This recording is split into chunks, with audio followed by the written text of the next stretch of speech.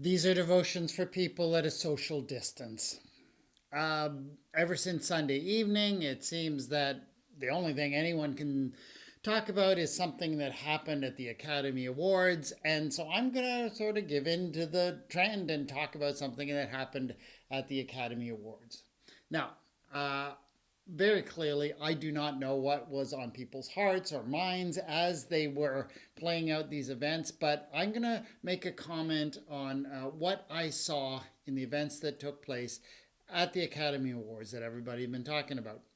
Um, the way I see it is this: the comedian on the stage, Chris Rock, he made a joke which was a really kind of bad joke. I don't think it's ever a good joke to make fun of somebody who has a medical condition beyond their control. So he made a joke about Jada Pinkett Smith, and this is what I saw happening.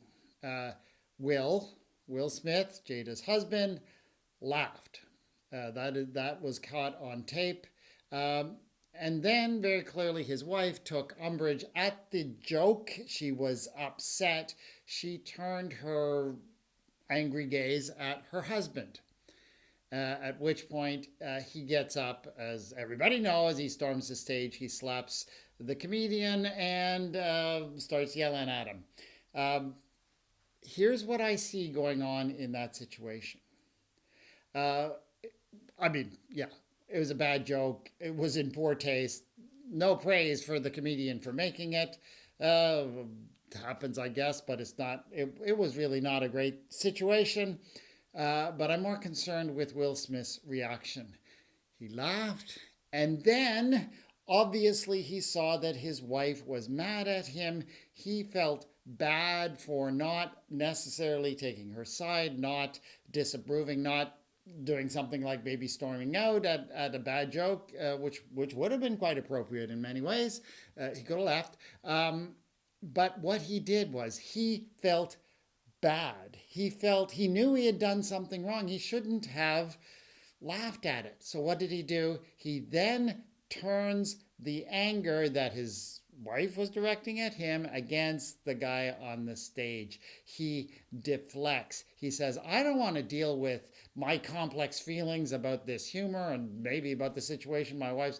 I don't want to talk about my feelings. I just want to deflect all of that by lashing out at the guy who set up the situation. Again, I don't necessarily know, but that's kind of what I saw happening in that situation, at least as the reports have come out afterwards. And the thing I want to note is this is what we do. This is a very human response. When we do wrong, when we mess up, when we're not the best person we want to be, a lot of times what we do is we don't want to deal with that. We don't want to talk about it. We don't want to deal with where we are. And so what do? We deflect. And we might lash out at somebody else. We might direct our anger that is really about ourselves and our failure towards somebody else. This is a very human response, and it's obviously a very dangerous response, because I do not think violence in that situation or in any situation is really appropriate. And, isn't that in a sense what is happening in Ukraine? Putin, for whatever reason, felt slighted, felt as if his position, prestige, was not what it needs to be. And so what does he do? Rather than deal with, his own failures perhaps as a leader and the shortcomings that he has, no, he lashes out and he says we will send violence against the people of Ukraine. And that's how he deals with it. So when we don't deal with our own stuff, we do lash out. And that's one of the big problems in the world today. That's my takeaway from what I saw happen. Not necessarily to pour contempt on any of the individual people who were involved. I'm just saying this is human nature. This is how we deal with it, and it's not the best way. Proverbs 28:13. No one who conceals transgression will prosper, but one who confesses and forsakes them will obtain mercy. Hiding our failures from ourselves and others leads to these really bad consequences. And the world is dealing with those bad consequences today.